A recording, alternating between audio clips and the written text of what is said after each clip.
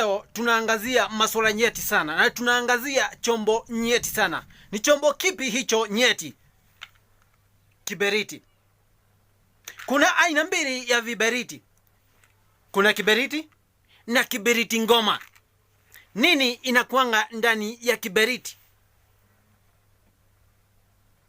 Hii ndio inakuanga ndani ya kiberiti. Hii inaitwa matchstick. Matchstick ina sehemu mbili. Kuna hii sehemu ya chini na kuna hii sehemu ya juu. Sehemu nyeti sana ambayo imezunduliwa na wazijuzi hivi majuzi.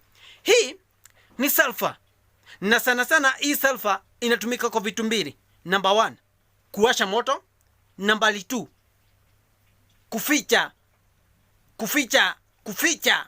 Nasema kuficha mtoto asijulikane ni wanani. Hii ni sehemu nyeti zaidi, na inastahili iogopwe. Mwanamke akitumia hii sehemu ya juu, huwezi jua mtoto ni wanani. Pia inainterfere na DNA ya mtoto, hawezi julikana ni wanani. Mwanamke akitumia hii sehemu, mtoto anamfanana. Hao ni waziduzi waliozidua viziduzi, walisema hivyo. Naam, mimi kama mwanaume tunaomba serikali ibani viberiti.